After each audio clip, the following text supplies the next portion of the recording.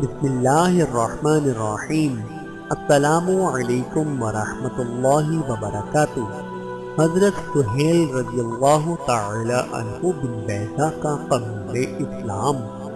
سہیل رضی اللہ تعالی عنہ اسلام لانے سے پہلے بھی منصب مزاج اور رقیق القلب تھے، چنانچہ دعوت اسلام کے آغاز میں جب قریش نے آپس میں معاہدہ کر کے حضور صلی اللہ علیہ وآلہ وسلم اور آپ کے ساتھ آپ کے خاندان والوں کو شعب ابی طالب میں محصور کر دیا اور بنو ہاشم کئی برس تک مصیبتیں جھیلتے رہے، تو آخر میں بعض خدا ترس اور منصف مزاج لوگوں نے اس معاہدے کے خلاف صدائے احتجاج بلند کیا اور ان کی کوشش سے یہ معاہدہ ٹوٹا۔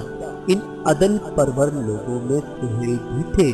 اس واقعے کے کچھ ہی دنوں کے بعد سہیل مشرف با اسلام ہوئے، لیکن مشرکین مکہ کے خوف سے اپنے اسلام کا اعلان نہیں کیا اور مذہبی فرائض خفیہ ادا کرتے رہے۔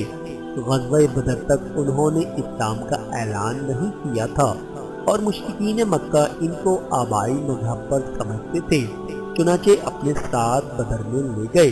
جب مشرکین کو شکست ہوئی تو سہیل بھی گرفتار ہوئے۔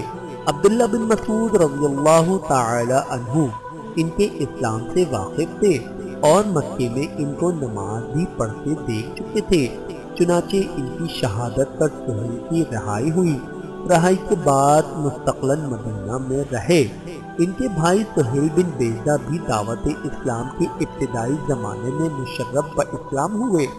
اسلام کے بعد ہجرت کر کے حبشہ گئے، وہاں عرصے تک مقیم رہے اور جب اسلام کی اعلانیہ تبلیغ ہونے لگی تو مکہ واپس آئے، پھر حضور صلی اللہ علیہ وآلہ وسلم کے ساتھ مدینہ گئے۔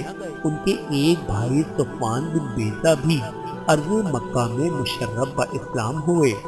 حضرت سہیل رضی اللہ تعالی عنہ بن بیضہ پر اللہ رب العزت کی کروڑوں رحمتیں نازل ہوں، آمین ثم آمین۔